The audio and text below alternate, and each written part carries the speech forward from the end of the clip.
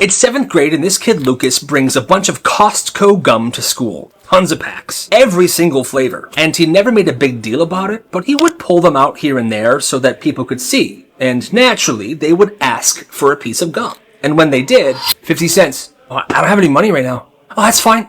Pay me later. And that was his thing. At first, people were like, he's not going to ask for that money later, It's just a piece of gum. But that's where they were completely wrong. Because after he would give someone a piece of gum and say, pay me later, he would pull out a tiny notebook and write down the debt in that notebook. Everybody had a tab. Their name, their flavor, and how much they owed. But the thing is, he wanted this debt to grow. He would walk up to them. Hey, so you still owe me from last week, but I just got this crazy new watermelon flavor. You want a piece? I'll just put it on your tab. And he just kept stacking debt on top of debt on top of debt. Until finally he decided it was time to collect. He goes to the 2 biggest kids in class. Carl? Mordecai? Yeah. I'll give you 10%. Here's the list. Get me my money. And they would go around school with the list. Hey, you got Lucas's money? I'm here to collect. And these kids were big and intimidating, and people did pay him back. Lucas made like $175 before this whole thing was shut down. You gotta respect the hustle, I guess. This class was visiting a local science center for a field trip. But when they all got on the bus, the teacher was like, wait, did anybody bring the name tags? Miss, that's your job. Turns out this museum requires name tags, especially for field trips. And they were already on the bus. So right then and there, she pulls out a Sharpie. All right, foreheads it is. And she begins writing the kids' names on their forehead. First kid, Braden. Next kid, Leela. Then Derek. Some kids try to object. No, I don't want this. Well, that's too bad. She's like, oh, it'll wash off. It doesn't. By the time they get to the museum, every single one of the students had their own name written on their forehead, and it looked absolutely insane. The chaperones were silent, stunned. They were very embarrassed. But the museum didn't do anything. They said, oh, look. There's students and there's their names. Everything's fine. Well, 3 days later, kids still had ghost letters of their name on their forehead because it was permanent frickin' marker. Parents were absolutely furious. There was even kind of like a protest at the next school board. Moms were holding signs that said, my kid is not a whiteboard. And the teacher retired early that year. Yeah, sounds like she was kind of losing it. Okay, listen to this. At this school, the water bottles in the cafeteria were sold for $3, but they were small and always warm. The only other option was the water fountains in the hallways, and those were absolutely disgusting. Oh my god, it's green? That's disgusting. The spouts were green, the water came out warm, and every time it tasted like pennies. That's when this dude named Ryan showed up with a plan. One day, he walks into school with a giant cooler bag and 2 of those big water jugs that were used to refill bottles. Cold water, 50 cents to fill your bottle. Well, it turns out most kids didn't have a water bottle. So what Ryan did was he stopped charging people to fill their waters and instead sold reusable water bottles himself for $3 each. The second you bought a water bottle, you were in the system and you could get your water filled. Pretty soon, Ryan set up at lunch with 4 water jugs in this giant cooler bag, and he's refilling everybody's water bottle. Kids, teachers, everybody. People were skipping the nasty water fountains and going straight for Ryan's ice-cold filtered water. And months later, by the time the school had actually replaced the water fountains with nicer ones, Ryan had made $400. And the entire school was carrying around the water bottles that he sold. What a genius. You gotta respect the hustle. It's lunch. One group goes to sit down at their normal spot, but another group's already sitting there. This is our table. We've been sitting here all week. Nobody moves. It's a standoff. That's when somebody from one of the groups says, hey guys, why don't we all just share the table? So they all cram into this one table. Awkward small talk at first. Then somebody from Group A comments, yo, aren't you that guy that cried during the fire drill? It was one time, dude. The alarm was loud. Group A starts laughing. Well, Group B fires back. Well, didn't you fail the easiest history test last semester? At least I didn't pee my pants during prom. Now it's on. Insults are flying. Old drama resurfacing. One kid slaps another guy. Ka! A teacher walks over. Hey, what's going on here? Both groups go silent. Nothing. We're just bonding. Yeah, sure you are. The teacher walks away. For the rest of the lunch, they sit there silent. But the next day, they both sat at that table again, and instead of insults, they were actually telling stories and laughing. So, I don't know. I think they all became friends. One day in history class, this teacher just frickin' lost it. He'd been on edge all week about kids' backpacks being in the aisles. He kept tripping over them. If I see one more backpack sticking out, we're gonna have a freaking problem. Well, the next day, he sees one. He stops teaching and says this. All right, every one of you, backpacks in front of my desk right now. People are confused, but they start dragging him up and leaving their backpacks in front of his desk. Then he stands up, goes to the first backpack, unzips it, and then dumps the entire thing on the floor. Books, homework, snacks all fall out into this one messy pile. Yo, dude, that's my stuff. What are you doing? Shut your mouth. And one by one, he goes down the line, dumping out everybody's stuff into the same pile. Hey, what are you doing? You think I'm kidding?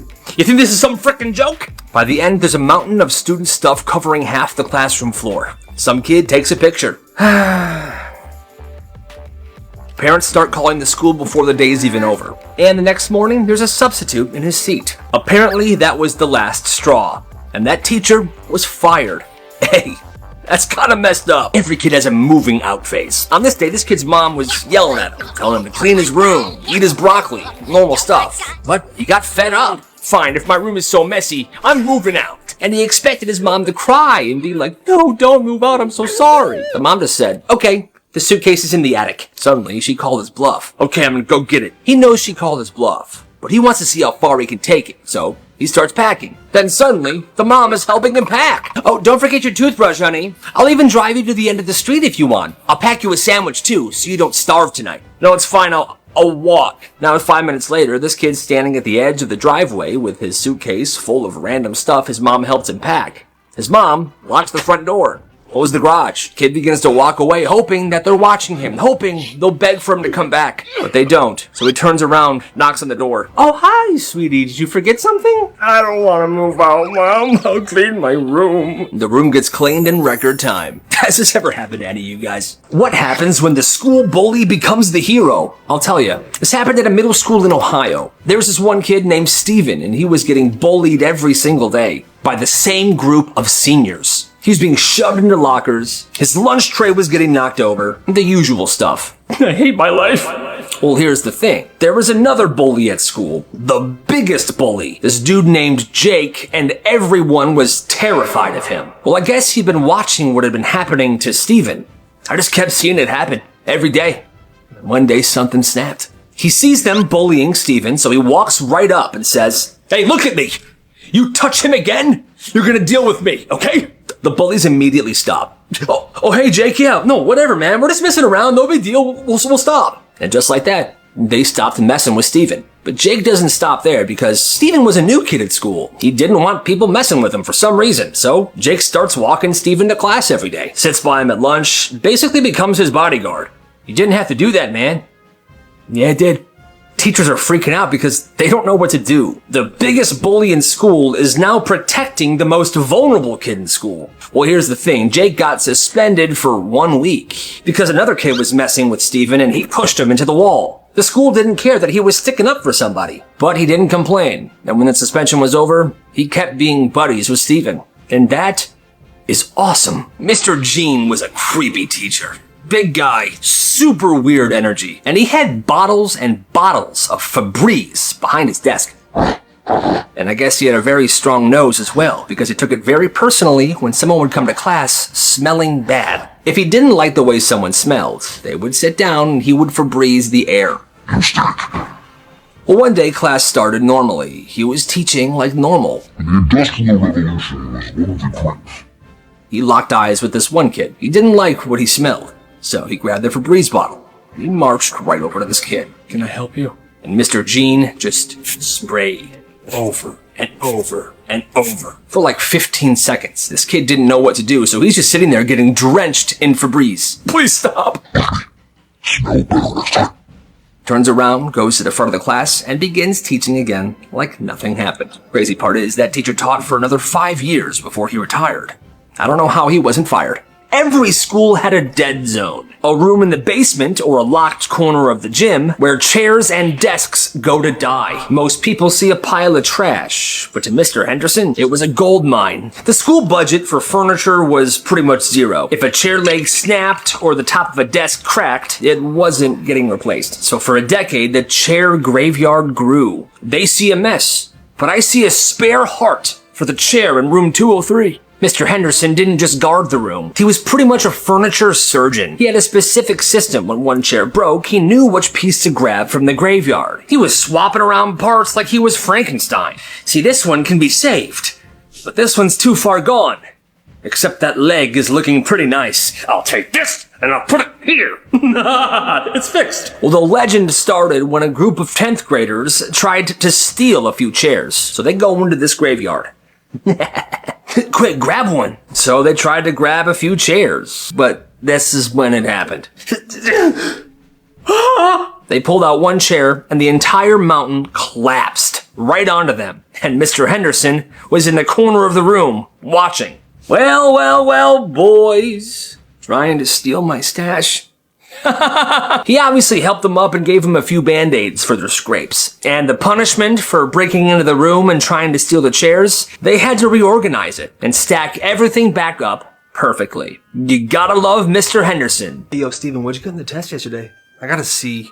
I got a B, idiot. You, man. Bro, you swore. I'm telling the teacher. You better not. Yes, Gregory?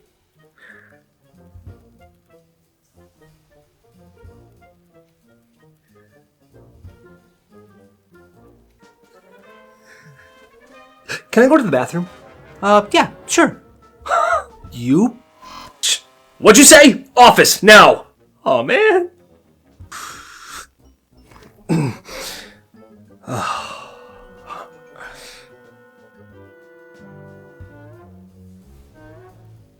Hello?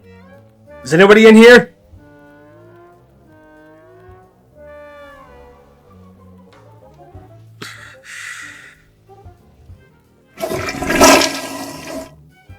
What's up? Yo, are you only wearing one sock? What the frick, dude? I don't want to talk about it, okay? Most school pranks involve a mess or a splash, but the great invasion of 2024 was silent, and it only cost $20. It started when an 8th grader found a bulk listing of sticky googly eyes on the internet. Oh, I'm getting these. And he brought those to school, and he recruited 6th graders. I'm giving each of you 500 sticky googly eyes, and you are to put them everywhere. They were his 6th grade deployment team, and by the next day, the school had eyes everywhere. The fire extinguishers looked surprised. The water fountains were looking suspicious. Every single locker had eyes on it, watching students as they walked down the hallways. Yo, dude, there's eyes everywhere. School administration went into full-blown panic mode because it was basically an infestation. You couldn't look anywhere without seeing eyes. I want names. I want receipts. We must get to the bottom of this. But it was impossible to find out who did this. The breaking point happened on a Thursday. The lunch lady was preparing burgers for lunch. She opened up the fridge to grab the tray of patties, and what she saw, every single burger patty in that fridge had 2 eyes looking up at her. She walked out that day. The school spent weeks peeling off these eyes. Eventually, they were all gone. Well, almost. They missed one. High up on the wall in the back of the gym, right next to the school's championship banner. One last eye. Years later, they still talk about it. See that eye up there, kid? Yeah, what is it? Let's just say there was a time where everything in this school had eyes. And it was beautiful. This kid's grandpa was a courtroom sketch artist. For some reason, instead of his grandpa teaching him normal stuff, his grandpa taught him how to sketch. Hey, good job, kid. You're doing great. Hey, thanks, Gramps. Well, see, this kid was in middle school. He really wanted to draw stuff for court cases, but, So one day he talks to his smartest friend. And the friend goes, why don't you make your own court? And they did. That smart kid became the judge. A couple of other friends became attorneys. And every day during lunch, they would set up in the corner, and then they start spreading the word. Anybody who has a beef with anybody, take it to lunch court. We'll settle this. Then word started to spread. Any type of beef that any friends would have, they would come to lunch court. Kids would walk up, explain their side. The attorneys would argue. The judge would make a ruling. And this entire time, this kid's just sitting back, sketching everything like it was an actual trial. And it would get intense. One kid brought his own witness statements from different classmates. Evidence started to be involved in these cases. There was was a wait list of students waiting for their trial date. The kid who was the judge started carrying around this notebook filled with all the cases he's doing. Suddenly, he's stressing out. And this kid had a giant binder filled with these courtroom images. And honestly, that sounds like so much fun. His teacher absolutely hated mayonnaise. It's the worst! Like, it was a phobia. One day the class is talking about things that they don't like. Kids are saying bugs, spiders, snakes. And the teacher says, well, mine is kind of weird. I hate mayonnaise. The smell makes me sick. Everybody laughs.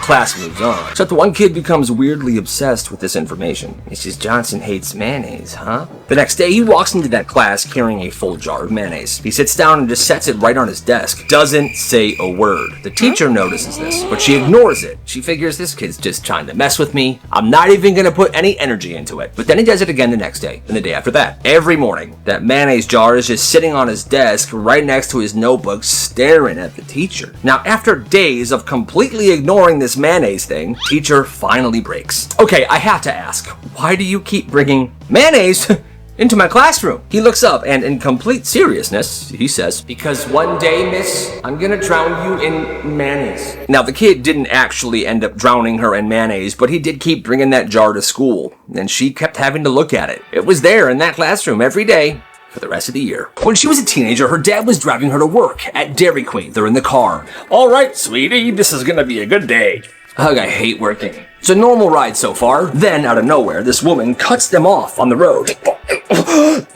Most people just honk, then move on, but not this dad. He locks in, and he chases her down. They finally get to this red light. He pulls up to the right of her. Rolls his window down, and leaps out of the car right under her windshield. Apologize to me right now! Apologize to me right now! Screaming, flailing, right on her windshield. Now, he didn't put the car in park, so you know when you're not driving, the car just goes by itself very slowly. So this girl is in the car, her dad's on somebody else's car, and the car is just rolling slowly into the intersection. So she has to put her foot over the driver's seat and press the gas herself. Once her dad calms down, he gets back in the car and drives her to work like nothing happened. Have a good day, sweetie. Later that night, when everybody's home, they get a knock on the door while they're watching TV. I'll get it. It's the police. Hi, is your dad home?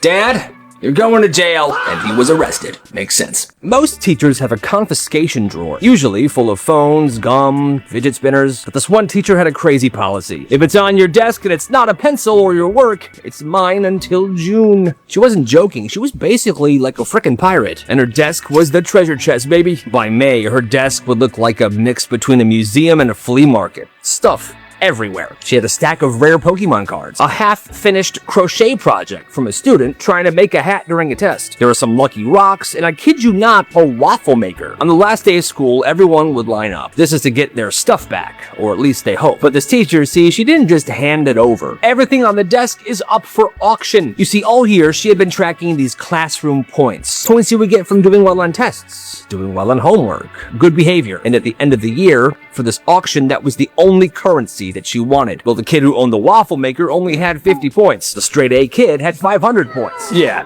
I want the waffle maker. Oh, man. But there was a bidding war. So I wanted 150 points, 200 points. At the end of the day, pretty much everyone walked away with something that wasn't theirs to begin with. And honestly, that sounds kind of fun. If I were in that class, I would rack up those points as much as I could, and I would take all the stuff. That's crazy. Now this is unfortunate. One day during school, it's in between classes, and this kid is booking it down the hallway. He's running to the bathroom. Why? Because he needs to throw up. So he's running, he's holding his stomach, he's sweating. It looks pretty bad. But the history teacher sees this. He's strict, he's very dramatic. Hey, you there! We do not run in the corridor! The kid doesn't say anything, he just keeps running. Oh no, you don't! The teacher blocks off the hallway with his arms. But as he says this next thing in the middle of a sentence, this kid pukes, and it goes into the teacher's mouth. You will walk respect. What? The teacher then pukes. The kid continues to go to the bathroom, and the entire hallway's watching like, yo, what the freaking heck just happened? Obviously, the kid never got in trouble for running because, well, he was feeling sick. But the history teacher's reputation was tainted permanently. That's insane. This is actually genius. There was this kid named Max in 8th grade, and he turned faking sick into a full-time business. He wasn't the popular type, but he had a knack for details. He knew every single school nurse's shift, and he knew every symptom that would get people sent home fast. One day, his buddy is stressing about a math test. Dude, I didn't study. I'm so screwed. Give me $10 right now and I'll have you home by lunch. Okay. He hands over $10 and Max goes into his backpack, and he pulls out this little, clear balloon-looking thing. And inside it was a very strange substance. Take this, go to class, put it in your mouth, and then act sick. Walk up to the garbage can and bite down. Then spit all the stuff out into the garbage can. It's gonna taste horrible, but it'll look like you actually puked. Seriously? Trust me. It also smells like real puke, so they'll believe you. Well, he goes to class and he does exactly what Max told him to do. The teacher was like, "Oh, sweetheart, oh my god, you're sick. Oh my god, it smells like puke. Yes, you are very sick. Go to the nurse. Go home." Bingo. He goes to the nurse calls his parents, boom, he goes home, studies for the test, takes a test a day late, and he passes. Word spreads to a few select people, and Max ups his prices. $20. Each case was specialized on different ways to get them sent home. He even had package deals where he would include forged doctor's notes or heating pads to put on your forehead so it felt like you had a fever. And if people couldn't pay right away, he would help them out. They would just owe him. But then he would have runners that would go get the money from them, no matter what. It was a serious business. Eventually, the teachers found out about this, and this came crashing down horribly, and he was suspended. But for a while, he ran the craziest business that school had ever seen. And honestly, it's kind of genius. Gotta respect the hustle. She liked this boy in her art class. Hi. Hey. The kid was quiet, he was funny, he drew comics in his sketchbook. Well, through a few of her friends, she found out that he lived a couple blocks away from her. Now, she was determined to get closer to this guy. She wanted to do something memorable. So one night at 4 a.m., she sneaks out of her house. She's barefoot, she's in a hoodie, and she's carrying a bag of garbage. She walks 3 blocks to this kid's house. Her heart is pounding. She really wants him to like her back. When she gets there, she takes the garbage bag and she dumps all of the garbage all over his lawn. She then rings the doorbell and sprints home. The next day in class, she overhears this kid talking. Hey, did anything weird happen to anybody else last night? No, why? Somebody dumped garbage all over my lawn at 4 a.m. and then rang my doorbell and ran away. And this was her chance. That was me. Oh, okay. Thanks. Of course. And he didn't talk to her for months after that. Why did she think that would work? That's absolutely insane. It's a Saturday afternoon. This mom's at the park with her 2 kids when her neighbor drives up. Hi, can you watch my kids for just 10 minutes? I have to run to the grocery store. Yeah, sure. Just 10 minutes, right? Yes, 10 minutes tops, and I'll come pick them up right back here. Well, 10 minutes turn into 2 hours. They're at the park still. Her kids and her neighbor's kids exhausted. Everybody wants to go home. No sign of the mom. No texts, nothing. She's not answering her calls. Hold on, kids. I'm just trying to get a hold of your mom. She's not picking up. Come on. Well, now it's getting dark, and they can't just keep staying at the park. So she takes her kids and her neighbor's kids in her car, and she drives to the neighbor's house. She pulls up in the neighbor's driveway, and there's her neighbor's car, parked. What the heck? The lights are on inside the house. She grabs the kids, goes up to the front door, and knocks. The neighbor opens the door, holding a bag of popcorn, and the TV was on. Oh, thanks for bringing them back. Have a great day. Come on, kids. What the heck? No thank you, no apology, just shuts the door. And that's when the mom realized her neighbor never had to go to the store. She just wanted time off from her kids. That's messed up. In 7th grade, this kid realized that Pokemon cards were frickin' currency. His older brother handed him a shoebox full one day. Hey bro, you can have these. Hey, thanks Johnny. And they were great cards. There was EXs, GXs, full arts, super rare cards in there. And at first he brought them to school to show them off. But then someone offered him $15 for that one. Okay, thanks, here you go. And that's when it clicked. He built out a binder, he set prices for specific cards, and he started dropping little hints around the hallways. This full art right here is only available today at lunch. After that, it's off the table forever. And that created urgency, because kids were like, oh my gosh, I want that card, I can only get it today. And suddenly, kids were lining up by his lunch table. It was kind of epic. He would also sell in the hallways, in the bathrooms. Between periods, it was just him. He didn't have a business partner. And teachers were seeing this like, oh, how cute. He's making a little pocket change selling his cute little cards. But no. By the end of that year, he pulled in more than $3,400. And that is a business mindset. You gotta respect the hustle. Oh man, it's raining. Wait, one fall day, school gets let out and it just starts pouring rain. Sheets of rain drenching everybody running for the buses. Well, one kid looks around and instead of running to safety, he goes to the hill behind the school. He takes his backpack off and he dives straight down the muddy hill. Yo, look at Steven. They watch Steven shoot to the bottom of the hill. He's soaked, he's covered in mud, but he's laughing. He's having an amazing time. And just like that, a crowd forms and they join him. Yo, I'm next. And suddenly, half the school forgets about trying to stay dry in the rain. They all start to embrace it. They're lining up, one after the other, sliding down this muddy hill. Yo, this is so much fun, right? People are covered in mud, their shoes are ruined, their clothes are just dirty. But for that one afternoon, nobody cared at all. It wasn't about looking cool or staying dry or getting home. It was just pouring rain, a muddy hill, and a ton of frickin' fun. And that's absolutely beautiful. A freezing rainstorm hits overnight. Morning comes, and every single porch on the block is a sheet of ice. People are stepping outside trying to go to work, but they're slipping all over the place. But one kid, Billy, he planned for this. He saw the winter storm warning early. So the day before, he went to Home Depot and he bought 4 giant bags of ice melt with his Christmas money. And that morning at 7 a.m., he's outside in slip-proof boots, dragging a red wagon full of salt. $3, I'll melt your whole porch and driveway. $3, I'll melt it all. And the people that didn't have salt themselves, because this was a very unexpected storm, they paid him. Take my money. Oh, take my money. Milk. So he's sprinkling, he's scraping, ice is melting, neighbors are getting to their cars, other neighbors see, they want to use his service as well. Business is booming on this crazy morning. And anyone who says, I'm not paying for your salt, fine, then you can slip. Wait, come back, here. They always give in. He made some really decent money that day, and ever since then, they called him the Winter King. He was a lifesaver, and honestly, genius. Gotta respect the hustle. Yo, I got a shortcut. Through there? So after school one day, this kid swears he found a shortcut home. He's pointing to this giant cornfield like, trust me, it's way faster. Now a bunch of kids are skeptical. Bro, that's not a path. That's just corn. But half the group follows him anyways. At first, it's funny.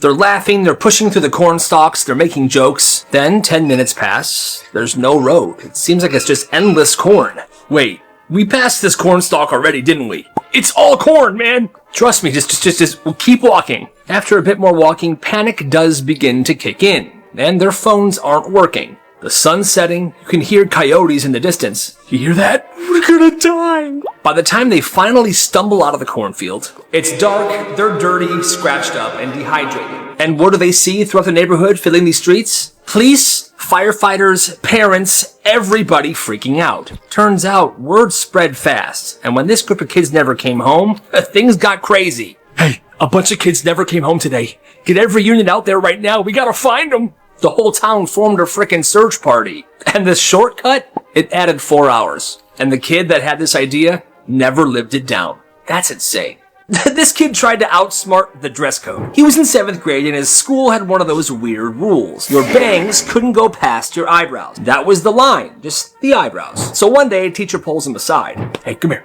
Yeah? Get a haircut by tomorrow or there will be consequences. Usually a kid would then have their parents trim their hair. But not this guy. He went home angry. I'm going home, and I'm angry. And he starts thinking like a lawyer. Hair can't go past your eyebrows. Then it hits him. If I don't have eyebrows, then there's nothing for the hair to go past.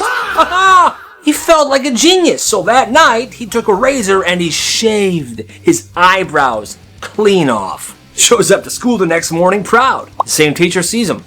What did I tell you about your hair? Come here. Well, miss, I'm actually fine now. Not breaking any rules because I don't have eyebrows anymore. She was not impressed. And he still got into trouble and still had to trim his hair. But hey, nice try. Meet Johnny. Johnny thought he was the smartest kid in the 7th grade. He spent all Monday night practicing his fake stomach pains. Ooh. Something kind of hurts. I hope I'm not getting sick. I hope you feel better, sweetie. Well, it works, because on Tuesday morning, his mom fell for it. Oh, Mom, the pain is worse. Oh, my poor baby. Well, I'm heading to work. I'll call you into school. Stay home. Get some rest. Okay.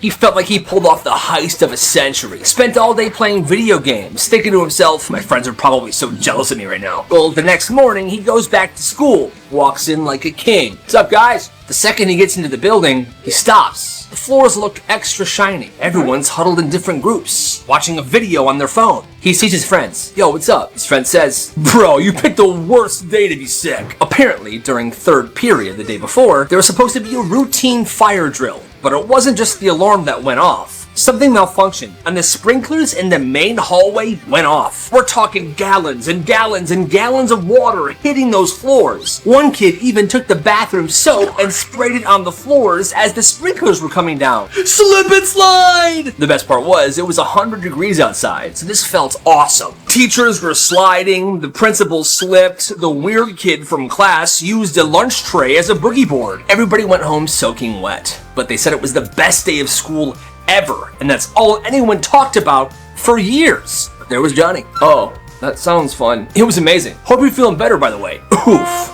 Tough break. They lost him during a thunderstorm. The backyard gate swung open and their dog was gone. For weeks, they searched. They put up posters everywhere. They called different shelters. Nothing. Then one afternoon, they're driving home. Daughter sees something. Mom, that's Milo. Same golden fur, same curled tail, except a new collar. They pull over and they walk up to the door. Milo! His name's actually Charlie. He's cute though, huh? Feel free to pet him. Mom, do something.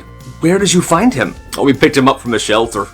He was soaking wet, it was raining. We took him home. That's our dog.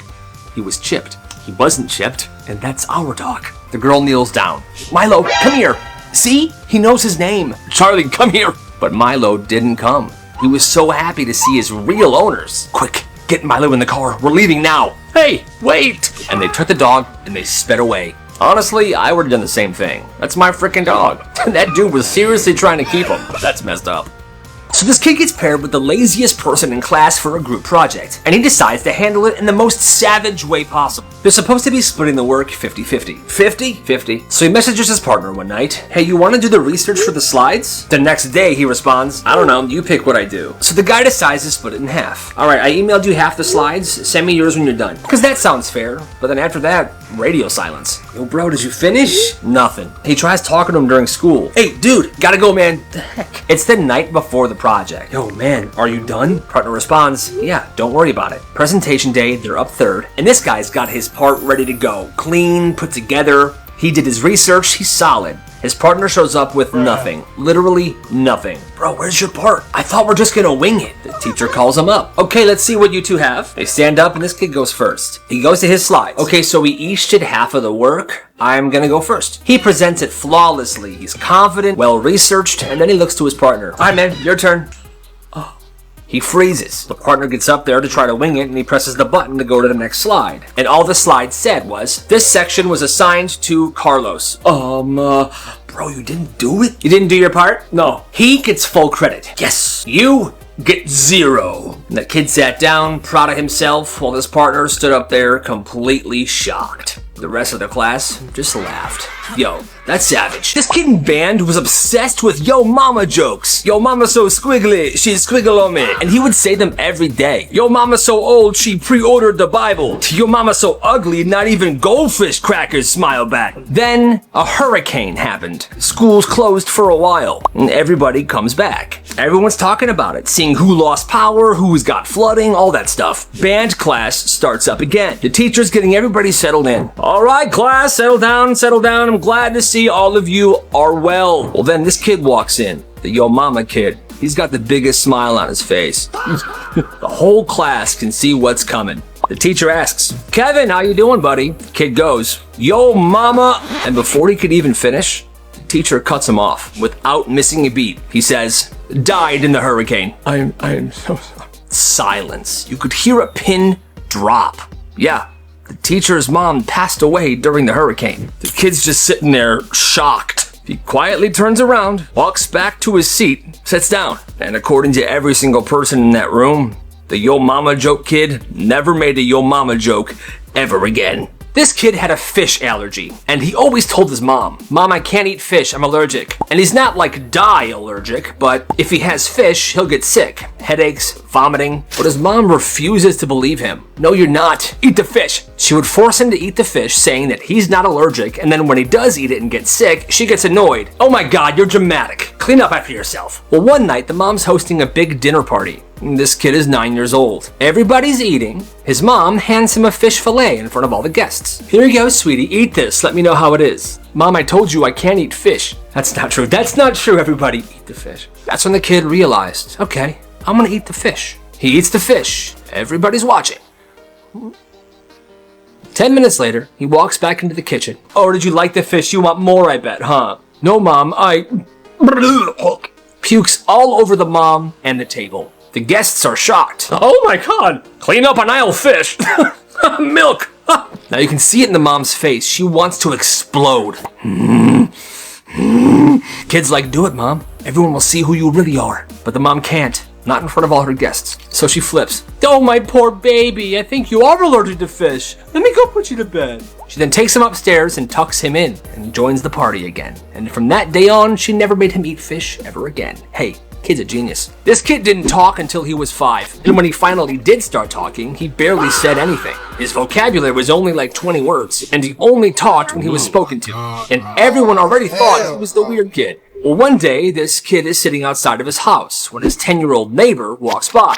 And the 10-year-old neighbor is a legit genius. He actually ends up graduating high school at 12 years old. But he walks up to this 5-year-old who barely talks and he says to him, "The answer to every question is observing." First of all, I have no idea what the heck that means, but the kid listened. Oh. He takes it very seriously and very literally. From that day on, every single question he gets asked gets the same answer. "Okay, you. What is 2 times 2? Observing." "What do you want for dinner, son?" "Observing." "Okay, and how are you feeling today?" "Observing." At this point, people are freaking out. People made meetings, there was counselors and therapists involved. For almost an entire year, the only thing that this kid would say is observing. Eventually, after a few years of therapy, he began talking like a normal person.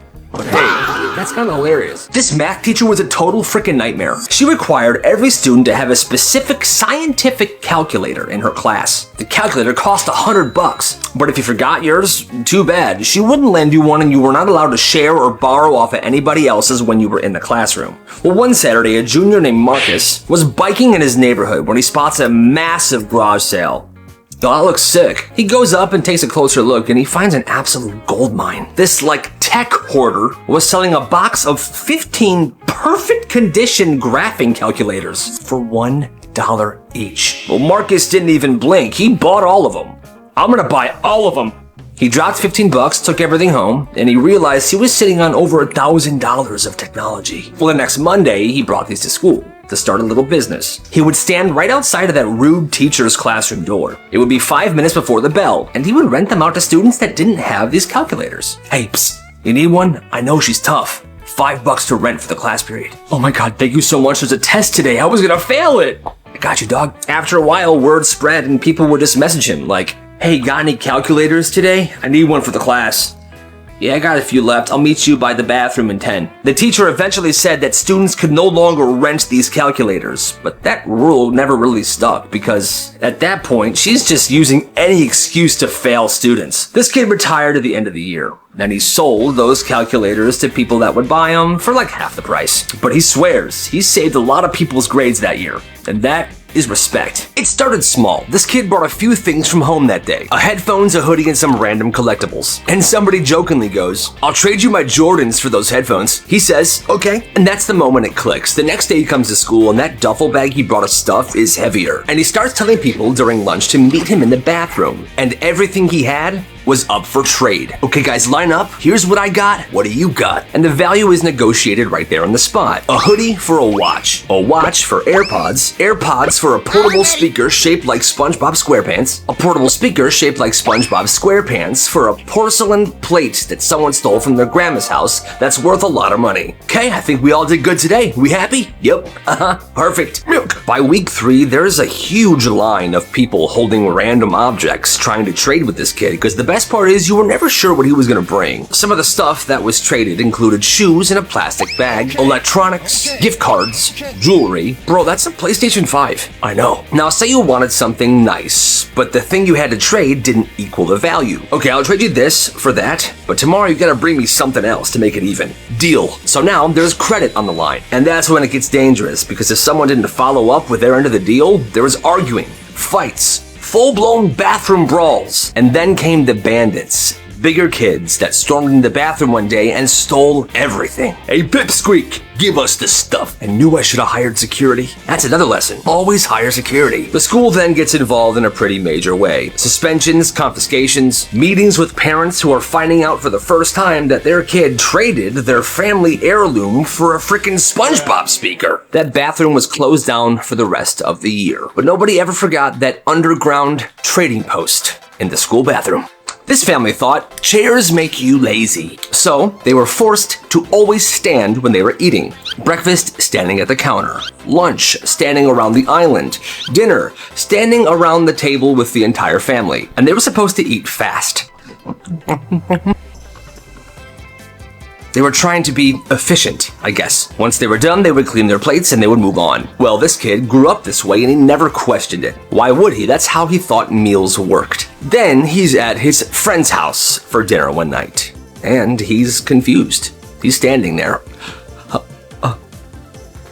The dad's like, you can sit down, buddy. What are you doing? Oh, okay. So he sits. They talk. They laugh. They linger and they eat their food at their own pace. He's like amazed. You good, bro? Yeah, this is just different. In a good way. He realized that his family was the weird one. Like a lot of these stories, this happens. After dinner, he goes back home and he goes to his room and cries because, what? He's been standing for every single meal, eating as fast as he can, being super stressed out because his parents are crazy. But actually, you can just sit there and enjoy your food and be with people and laugh. For the first time in his life, he was relaxed during a meal, and that meant a lot to him. Now, it's years later, and sometimes when he's stressed, he finds himself standing and eating, but he always tries to breathe, take a seat, and just enjoy those dang potatoes. It's testing week at this one middle school. Normally, kids have the Chromebooks open all day during class, or they're using the school iPad. And as you can imagine, the kids have TikTok tabs open, they're playing games, YouTube is paused somewhere. Well, this week, the teacher says, no Chromebooks or iPads all week this week. The kids are like, what? She then says, we're just gonna be watching movies. Now, when I was in school, that would be the best thing you could hear. There'd be cheering. But this room goes tense. So we're just gonna sit here and stare at nothing? Miss, we're gonna be so bored. This is stupid. Yeah, this is actually messed up. They then start calling the teacher horrible names. You're a freaking loser, idiot. Piece of crap. Yeah, I hope you die. It escalates and escalates. One kid flips a desk. Enough! The teacher then grabs the school police liaison. He comes in and shuts this entire debauchery down. Every student in that class gets into big trouble because what the heck is the matter with them? Are kids really that obsessed with the screens these days? Maybe I'm old. But like I said, all I know, movie days when I was in school, the best. When he was 10, his grandpa asked him, what do you want for your birthday? And he says, a brick. A brick? Why? Because my parents still have this super old TV. If I throw a brick at the TV, we'll have to get a new one. Oh, I'm just kidding. Maybe just some Pokemon cards or something. The grandpa just smiles and nods. A couple months later, this kid's birthday comes around, and there's a beautifully wrapped present on the table. Heavy, perfect corners. The kid opens it. Inside was a single brick. The grandpa's losing it. You're crazy. I can't believe you remembered. And the grandpa leans in and says real quiet to him, wait till your mom's in the kitchen and then waste the TV. So the kid's mom goes into the kitchen to grab the cake. The kid takes the brick, smashes it in the TV. TV is destroyed. What happened here? Now we gotta get a new TV. Yes. The grandpa took the blame for throwing the brick at the TV. I don't know why I did that. Then the kid says, it's okay, Mom. Please don't be mad at Grandpa. I'll help you pick out the new TV. Okay, fine. You're right. It's okay, Pops. You'll be okay. Just sit down and relax. I'll clean this up. The mom then leaves to grab the broom. Nice work, kid. I love you, Grandpa. What a nice story. You didn't leave the table until you finished your plate. The kid usually just tries to power through it, but he's tired. He doesn't want to do this anymore, so instead he pretends to take bites and he puts the food into his pocket. Then, after dinner, he sneaks upstairs. But he doesn't throw the food in the garbage because he's paranoid. He thinks his parents will find it and realize what he's doing. So instead, he hides it in the vents of the house. Didn't matter what food it was either. Mashed potatoes, chicken, vegetables, fish. Every night, a little bit more. Stuffy, the foodie. But his plate's always clean after dinner and his parents are happy. He's like, this is a solid deal, cowabunga baby. Well, a week and a half go by and the house begins to smell horrific. His parents think there's a dead animal in the attic. They hire someone to come look, but there's no dead animal. Then they have the carpets cleaned, then the walls cleaned. The last thing they got checked was the vents. The guy pulls it open, he's looking. Yeah, there's a bunch of old rotten food in the vents, and everything kind of comes to light. The parents find out what the kid's been doing, but they feel bad. They're like, oh my god, we were forcing you to eat. You weren't hungry, you shoved the food in the vents. We're horrible parents. Well, maybe, kinda. Why would you force your kid to eat? Regardless, that rule stopped, and the house still smells a little bit like fish. This is nuts. So one day, this kid slapped another student with a ruler. Hey, Billy. Everybody laughs. Even he did. Nobody gets in trouble. Well, for some reason, witnessing this kid slap another kid with a ruler ignited something in them. Because the next day, tons of kids came to school with their own rulers. Of all different kinds. Wood ones, metal ones, plastic ones. And just like that, the hallways turn into medieval combat zones. My turn! Mr. Kevin, no! Milk. School staff started confiscating rulers from everybody, but there was so many kids with rulers, it was very hard to do so. And just like that, another ban. The school banned rulers. If anybody was caught with a ruler, it was taken and they would get a detention. If they were caught 3 times with a ruler, they would get suspended. Now you might be asking, hey, Elliot, what about the classes where rulers are required, like geometry or something? Well, those teachers would pass the rulers out at the beginning of class and collect them at the end. But still, these kids must have been obsessed with rulers, because that sounds crazy. At this school, snacks were allowed, but certain snacks were banned, like hot Cheetos, Takis, and anything sour. And the school wasn't joking about this either. If you got caught with them, that was a detention immediately. Is this Sour Patch Kids? Yes? Detention! So them being this illegal made kids want them more. So one kid's sitting back looking at the situation. He's like, okay, so these snacks are basically illegal, but everybody wants them. And he commits. He goes to the store, and his bedroom becomes a storage. Boxes, drawers, bags, all full of these banned snacks. Every morning, he would grab a small handbag, nothing too crazy, and he would put a bunch of these snacks in there. He would then take it to school. And he's not selling openly. He's being very discreet about this. Between classes, quick handoffs, and it blows up. People are nervous buying them. Hey, bro, let me get some Takis and sour gummies. Got you. Everybody's paranoid. So he makes it very clear. Every time he does a sale, he says this: if you're caught with this, that's on you. If you snitch, that's a whole different issue. And standing by him every single time is his best friend. Big buff dude. He never talked much. If you snitch, he'll find you, and he'll get you. Yeah, and nobody snitched. For a while. One kid did, and he wasn't caught with candy or in the act of buying it. He snitched because he was petty. He was jealous of this kid's business, and he wanted to shut it down himself, so he did. And there was a huge investigation launched, and that kid who started this business was expelled. That's too much. Every night at 8 p.m., this kid's parents would shut off the internet. It didn't matter what he was doing. And to turn it back on, you had to have the password. Homework, group projects, whatever, it didn't matter. At 8 p.m., the Wi-Fi was getting shut down. At first, he's mad. Like, this is not fair. But then he realizes the neighbor's Wi-Fi signal is very strong. And they're very old, so there wasn't a Wi-Fi password. He begins doing his homework on their Wi-Fi by his bedroom window. Okay, perfect. It works. But then, like, winter hits and the signal gets worse for some reason. Dang it, connect, send! Don't!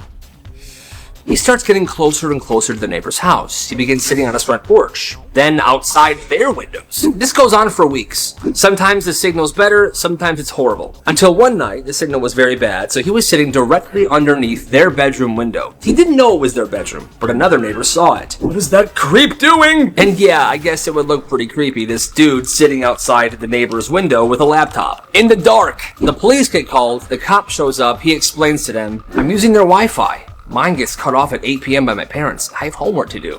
Cop's not even mad at him. He's like, where are your parents? The parents come out. The cop says, you shut off the Wi-Fi at 8 p.m.? He's got homework to do. Look what he's doing! He shames the parents. And the parents are very embarrassed because, yeah, that is the stupidest thing I've ever heard of. Nobody gets in trouble that day, and the parents stopped turning the Wi-Fi off. That's just wild. She's on her first date at this guy's place, and he's cooking dinner. What's for dinner? Food. Now his place has this rustic cabin vibe. Wooden floors, dim lights. There's a weird smell that she noticed, but she thinks it's just an old house. I'm noticing a weird smell. It's probably because it's an old house. Well, at that moment, this guy's dog walks into the room and just unloads a 30-second pee right in the middle of the floor. She's trying to get his attention. Stop. No, your dog, he's peeing. He doesn't turn around, he just says, oh yeah, he does that sometimes. Well, then she asks if there's a towel she can help him clean up the pee. Since you're cooking, I can clean it up. But he says this, nah, you can just leave it. I'll spray some Febreze on it later, let it dry by itself. And that's when it hits her. The smell wasn't the cabin. That soft spot on the floor wasn't just old wood. It was the dog's bathroom. And dogs sometimes pee inside, but he never cleaned his dog's pee up. He just put Febreze on it. She politely sat there and ate dinner. Then she leaves and never texts him ever again. That's nasty. After class one day, a teacher tells him, tomorrow I need you to come to my office hours. Oh, like right after school? Yes. And he's actually excited. At home, he tells his mom, I got a thing for class tomorrow after school. He tells her it's office hours, and he thinks it's a party. Ooh, office hours. That sounds fun. Let's go to Costco. We'll have you get some cookies to bring. So they go to Costco. She buys some cookies, chips, some plates. Next day after school, he's walking down the hallway with a plastic bag full of these snacks, and he's excited. He knocks on the teacher's door, smiling, and he goes in. I didn't know how many people were coming, so I brought extra.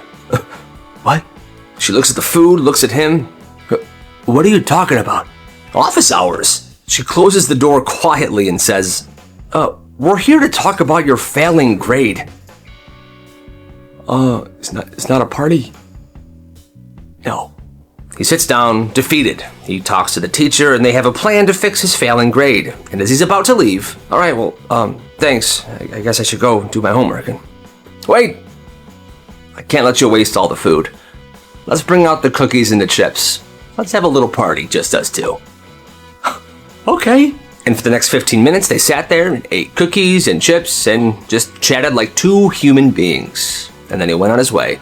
Hey, actually, that's a good teacher. This guy went to a friend's house for dinner. Everything was chill until the milk came out. It was a really big family. They were at the table. It was loud. Every single person there gets a glass of milk. And milk for you, milk for you, milk for you, milk for you, milk for you, milk for me. Bruh. Well, then it starts getting weird. The dad reaches over and grabs his son's milk. Hey son, let me see your cup. I'm done with mine. And he pours his leftover milk into his son's cup. Then the mom decides she's done with her milk, so she pours her milk into her daughter's cup. And this just keeps going. When everyone decides they're done drinking milk, they pour it into somebody else's cup. So like milky backwash just rotating through everybody. Now the guest, he's just like, what is going on here? If someone finishes their milk and they want more, I want some more milk, mom. Oh, that's perfect. I'm done with mine. I'll give you it. She just pours it into his cup. At this house, milk does not get wasted. It does not get poured down the sink. It gets recycled. And if everybody at the table is done with their milk, but there's still milk in the cups, they pour that milk back in the carton. And my friends, that is absolutely disgusting. In elementary school, this guy had one friend. I have one friend. It's me. But the thing is, this kid got bullied a lot. So whenever his friend hung out with him at school, his friend would also get bullied. Dude, whenever I hang out with you, your bully also bullies me. I know, I'm sorry. So they made a rule. They wouldn't hang out at school. They wouldn't hang out at recess. They weren't friends in class. They only hung out after school where nobody could see them. That's messed up. So at school, this kid was pretty much alone. Well, one day during recess, a popular kid asked him if he wanted to kick a ball around. Hey bro, you want to play kickball with me? Sure. This was completely out of nowhere. He was shocked. This never happened to him. Well, they started actually having fun. That's when the popular kid said this. Dude, this is fun, man. You're not as bad as your friend says you are. What? Turns out that kid's friend was bullying him behind his back, starting bad rumors about how bad of a guy he was, being a complete two-faced jerk. He stopped talking to his friend altogether, even after school. And he actually became pretty good friends with the popular guy. Hey, what's up, Carl? Bro, leave us alone, man. We're having a conversation. Yeah, jerk. What? What a horrible friend. His name was Frog Boy, and he was the weird kid at this one school. Froggy, Puggy Wuggy. Every single day before class, he would be in the woods behind the school, catching frogs, lizards, and raising tadpoles in a Home Depot bucket. Grow, little tadpoles. Grow into frogs. And every day he would walk into class smelling like pond water. Yo, Frog Boy smells extra froggy today. But in class, he would have so much pent-up energy. He couldn't sit still, and every single teacher knew this. Kevin, why don't you go take a lap around the school, okay? Okay. They would often let him leave school and run around the building and come back to tire himself out. In different classes, other kids would be doing math, and they would look out the window to see Frog Boy running by. 2 + 2 is 6. He would also just do crazy stuff, like one week he super glued all the woodshop tools to the wall. It's a masterpiece. My tools! Another week he went into the kitchen and spread flour everywhere. It looks like it snowed in here. My kitchen! And it was like that for a long time. Well, fast forward years later. One of his old classmates is at home scrolling through his phone when he stumbles on a viral motocross clip. Yo, that's sick! It's a clip of a guy on a dirt bike going off this huge ramp and doing a backflip.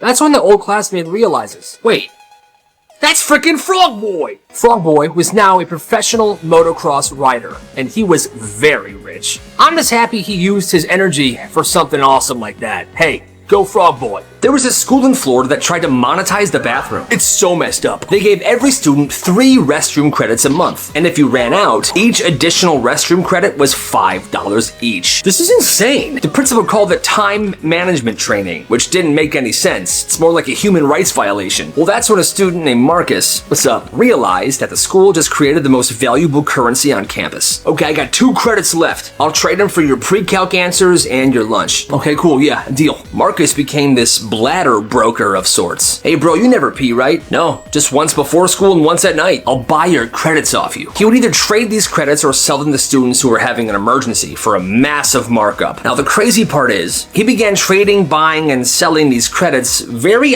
obviously in front of teachers in the hallway because his plan was to get caught. So when the principal did catch on, Marcus, I know what you're doing. Oh, you do you? You cannot be trading, buying, or selling these bathroom credits. Well, what are you gonna do about it, huh? Oh, well, you're gonna get in big trouble. No, you're not, because listen up. You got a few options here. You can punish me, but then I'll go to the school board, tell them that you're charging students $5 to use the bathroom. Or you can let me continue and do nothing about it. Or your last and honestly best option, get rid of the credit system. It's a human rights violation, you frickin' idiot. Out of my office now. By the next morning, the bathroom credit system was gone. And honestly, it was all thanks to Marcus. Dad, I got a B on my test. Oh, you did? Why do you sound so excited? Because I got a B, that's good. Have a seat, son. This is how things are gonna go in this house. If you get an A, that's average. A B, which you got today, is below average. You following? If you get a C, you can't have dinner. If you get a D, don't you dare bother coming home. And if you get an F, you find a new family. Understand? Yeah. So how do you feel about that B now? Terrible. I'll do better next time, sir. Dang Skippy. Go do your homework. Honey, when's the pasta ready? That was hilarious, right? My mom told me that joke last night. I was cracking up. Anyway, man, can I use your bathroom? Oh, for sure, man. It's the first door on the right.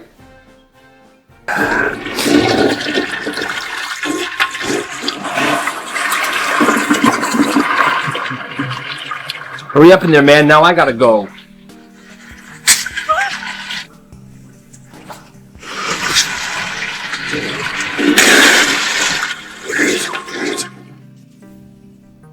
All right, class, open your books up to page 76, okay? Your mom. Dude, her mom died over the summer. Oh. Leave my mother out of this, Kyle, okay? I don't make fun of your parents for creating a dumbass. Open your books. Yeah, screw you, Kyle. You're such an idiot. You smell like my dad. I hate going to the dentist. And if I was this person, I would throw up from embarrassment. Alright, so the person that shared the story, she said it was the first time seeing her new dentist. He was working on her teeth, and he says something like, "You're doing great. I know it's always weird having a stranger work on your teeth for the first time, but you're doing great." To which she responds, "Oh, you're not a stranger. You've been inside my mouth for 20 minutes now." His face got so red and he was immediately embarrassed, and she was mortified. What did she say? Why did she say that? She did not intend to make a raunchy joke like that.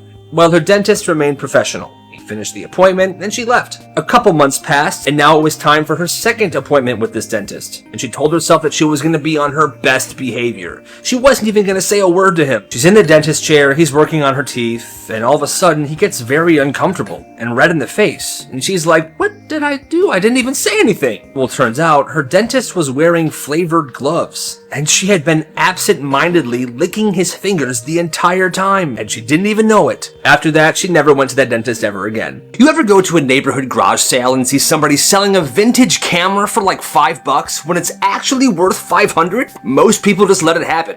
But not this kid. Yeah. He's 13, he's got a tablet, and he's running an appraisal firm in his neighborhood. You see, these families near his house, they have garage sales all the time, and they have no idea what they're selling. They're just clearing out their attics. Then the lowballers show up. "Oh, that's a big box of Pokemon cards. How much?" "Oh, you can have them for $5, sweetie." "Perfect." Well, you see, that's when the auditor would show up. He would walk up to a neighbor's garage sale and say, "I don't want any of your money. I just want 10% of the extra cash you make." He then pulls out his tablet and he starts appraising every single item that these people are selling. He would check on eBay to see the realistic price. "Sir, this camera's worth $200 and you're selling it for $3. What?" "Oh my God, really? That's so good to know." Imagine a guy trying to pay $5 for an old dusty lamp. "Yeah, that sounds fair. Actually, that's a mid-century original lamp. It sold for $85 yesterday on eBay. You can have it for $60. People pay. By the end of the day, he would make $100 in commission without having to sell a single item. And the neighbors he's helping are so grateful. And honestly, I never thought about this. But it's genius. And this time, I definitely gotta say, respect the hustle. From now on, you sit here by yourself. I hate my life. This kid was 10 years old, smartest kid in class. He aced every test, every assignment, but he was also super funny. Everybody loved him. And you see, the classrooms were set up like this. Round tables, and each table had like 5 people at it. Well, in this class, everybody wanted this kid at their table because he was just such a good time. That is until one day, the teacher deemed him too distracting. She pulled him away from his 5 friends and made him sit in a desk facing the wall at the back of the room. "Sit down."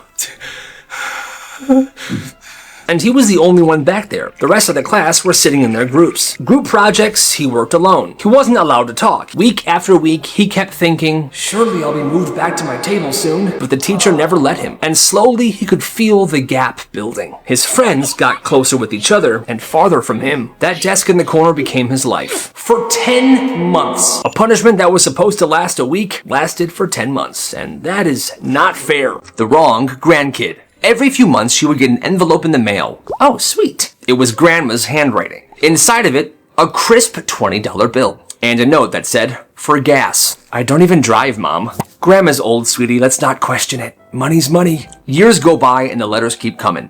Always the same message. For gas. Then one summer, the entire family's over for a barbecue. Well, her cousin pulls up. New car, loud music bumping. He's about 5 years older than she is. "What's up, family?" Grandma hugs him. She's laughing. "Oh, I see that gas money's going to good use." The cousin goes, "Gas money? Yeah, I've been mailing it to you for years." Well, this girl overheard that. "Grandma, you've been mailing me that." "Oh, my fault." What had happened was the grandma had written down this address years ago. It was the wrong address. It was the address of Ashley Johnson. The grandkid she meant to send it to was Adam Johnson. So all she wrote on the letter was A. Johnson. You can see where the confusion would come into play. "Well, Grandma, looks like you owe me like $300 now." Oh, no. Your cousin probably needed that money more than you do. I mean, look at your nice car. You got plenty of it. That's hilarious. After winter break, this new girl transferred to this school. Her name was Nicole. Nicole was kind of shy. She wore the same fleece jacket every single day. And at first, during lunch every single day, she would eat in her car by herself. But after a week, one of the girls from this lunch table decided to invite her to sit with them. "Hey, I saw you eating in your car during lunch. Why don't you sit with us tomorrow?" "All right, yeah. Thanks." So the next day comes around and she's sitting at this table. She's not talking much at all. She's just smiling politely and eating her lunch. And she sat at this table for the next few days. And every day during lunch, she would pull out this tiny folded note and she would read it to herself. Then she would smile and put it back in her lunchbox. Well, one of the girls at the table asks this. "Hey, so what's with the note thing? You do it every day." And Nicole, says this. Oh, well, my nanny writes me a note with my lunch, and she's done that every day since I was little. Then another girl goes, isn't that, like, kind of embarrassing, though? Like, that's super babyish. You're not in 3rd grade anymore. Nicole's face changed. Oh, well, I mean, she does it for my little siblings, too. It's just something that she's always done. It's just super weird. The next day, she was gone. Back to eating in her car. No one saw her at lunch after that day. The person that originally invited her talked to her friends. She wasn't happy. You guys are horrible for that. She's had a really rough home life, and that nanny's like a mom to her, and I just can't believe you. And the worst part is, her friends laughed at her for sticking up for Nicole. That's messed up. So this girl takes her boyfriend out for his 23rd birthday. Small Italian place, no reservations, just first come, first serve for the tables. Well, these two wait 30 minutes, and they're finally taken to a table. They order some drinks, they're settling in, they're having a very nice time. Then this family walks in. Mom, dad, 2 kids. The hostess tells them, it's gonna be 30 minutes. The mom then loses it. 30 minutes? My kids are hungry now. This is ridiculous. People are taking up big tables when they're just couples. And she literally points right at this girl and her boyfriend. Like them. Yo, I think that lady's talking about us. Oh my god, she is. The mom then marches over to their table. Hi, you two don't mind moving so me and my family can sit here, do you? You're young. You can wait. The girlfriend's jaw drops. Excuse me? So get up. Get up, please. Now. She's losing her mind. The waiter then comes over and is like, ma'am, you can't just ask guests to give up their table, okay? You're gonna have to wait like everybody else. This is ridiculous. There's no respect these days. So she goes back to the front. Her whole family looks super embarrassed of her, as they should be. She was out of line. And then when the hostess finally got them a table, it was right by the bathroom and the kitchen. So they were very uncomfortable. Good. There's this one Shell gas station in town, and one afternoon, a middle schooler decides that he is gonna run it. So he's standing in this gas station after school one day. He grabs one of those squeegees and he just starts wiping down cars.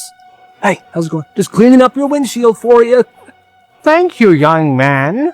The person would then pay for gas. No, get back in your car. I'll pump it for you and I'll put it away when it's done, alright? You are so sweet. Haha.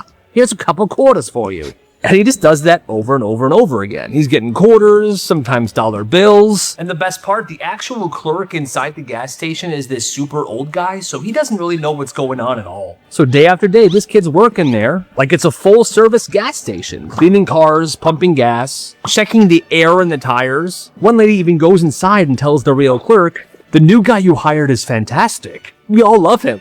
Oh! The clerk squints out the window and sees this kid wiping down a big SUV. Well, as long as he's not breaking anything, I'm fine with it. And for like a month straight, this kid ran his own after-school business at the Shell gas station and nobody stopped him. Now that is a real hustle.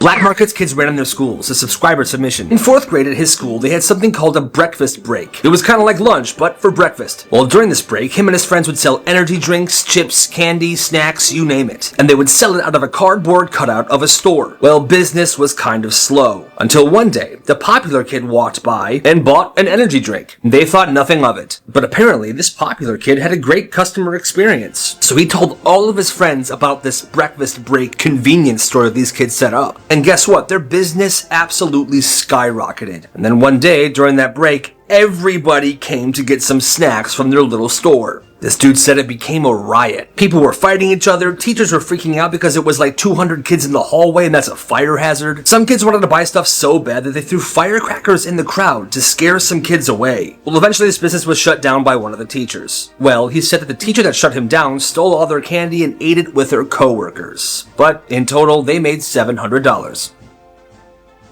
Have you ever caught a stranger in your house? Well, here's the story. This girl said that her friend Jenna had just moved into a very nice condo, and she finally got to check out her friend's new place. When she arrived at her friend's new condo, her friend was still at work. So her friend told her, yeah, I'll be off soon, just let yourself in. There's a key under the plant out front.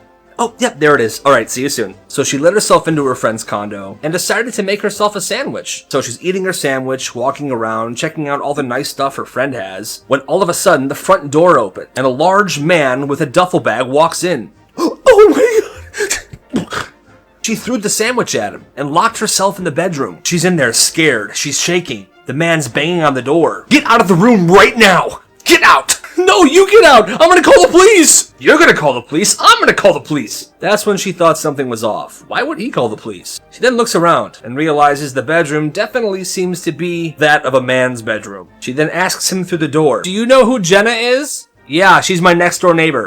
Turns out this guy also kept a spare key under the potted plant out front. What a crazy situation.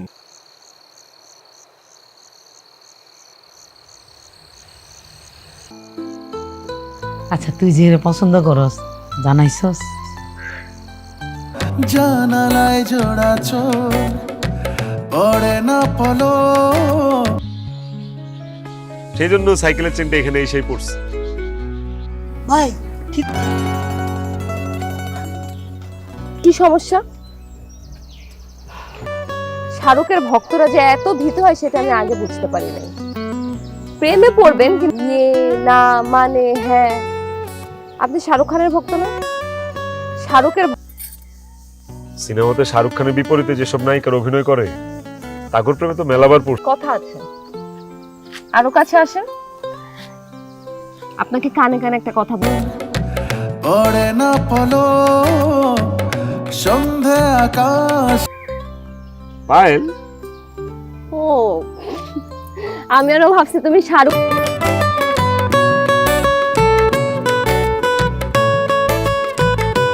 তাই হারানোর ভয়ও আছে। তবে তুই তো আমার চিনোস, আমি কি কোনো খারাপ কথা কইছি? আমি কোনো ভুল কথা গেল? বললোই তো চেনটা ঠিক হয়ে গেছে, এখন দাঁড়িয়ে আছেন কেন? যান।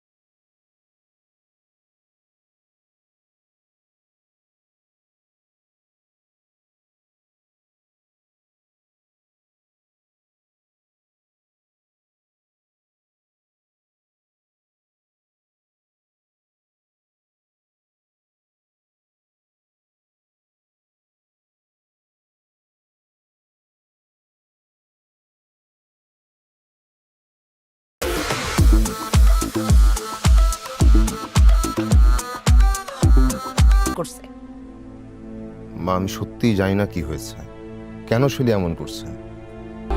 তবু যাচ্ছি বহু দূরে পাশাপাশি। জি স্যার। ঠিক আছে, জোবারে সীমাই বলা হবে কি সে গল্প।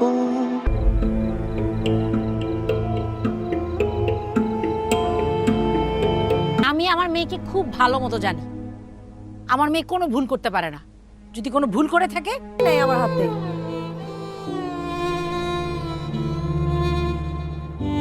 এর উপর হাত রেখে এই জীবনটা কাটিয়ে দেয়া। তুমি কি কখনো কাউকে বল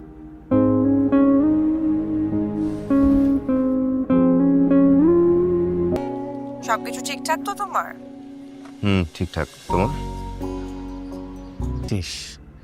তবে চলার পথে দুজনের সিদ্ধান্তকেই দুজনে গুরুত্ব দিতে হয়।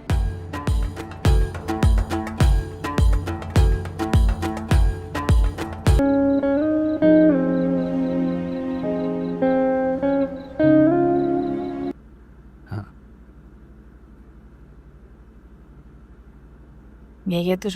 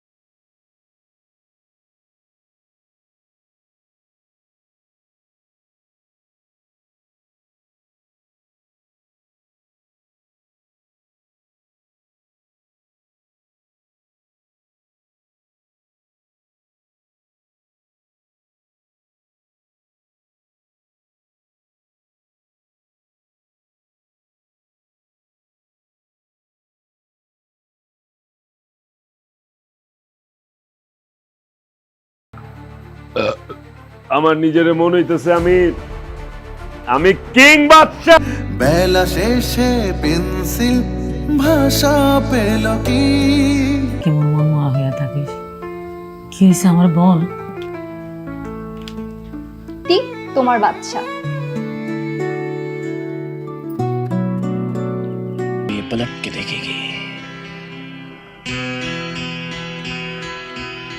এমনি সূত্রাবো আমি জানি না। আমার কাছে আইডিয়া আছে। জামশেদ চাচার খবরে নিয়ে গেছে মানে উনার কাছে ঢুকছিল তাই। আলার পুদায় পোলাপাইন ডাক। আমি তোমারে হারাইতে দিব না। এবার যাও।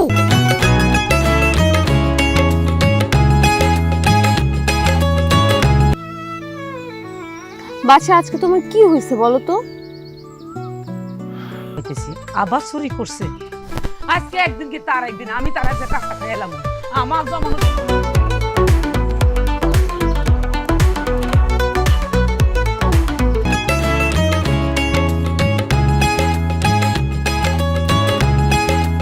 কেন?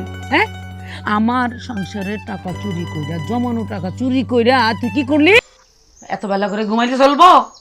তুরু এত ভালো একটা স্বপ্ন দেখতেছিলাম, আর আমার সং কইলা না একদিন আইসো, আমার পারফরমেন্স দেখতে আইসো, দেখো মানুষ কেমনে তালি দেয়।